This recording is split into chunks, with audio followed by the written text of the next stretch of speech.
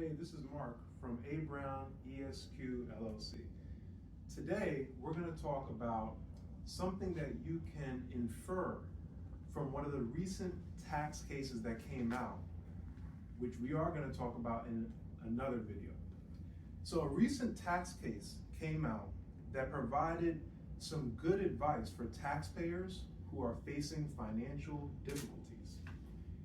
In this case, the court gave about 7 things that you can do as a taxpayer if you're facing financial difficulties, that if you end up in tax court, the court will look at your actions and it'll work favorably for your position. So let's look at some of these actions that you can take just to show the court, hey, I'm doing my due diligence.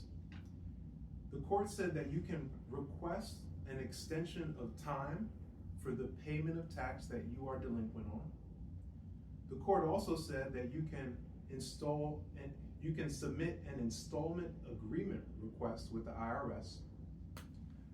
Another thing that you can do is that you can show through records that you've kept that you have set aside amounts to eventually pay the taxes due to the IRS.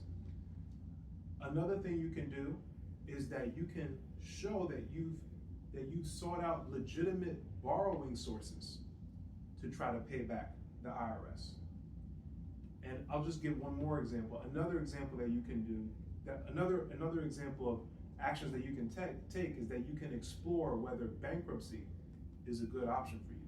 All these are the types of actions that the tax court will assess to determine whether you as a taxpayer who owes tax has really just been taking out a loan from the IRS by not paying the IRS back, or if you've done your due diligence and done everything that's within your power to try to make the best of your difficult financial situation.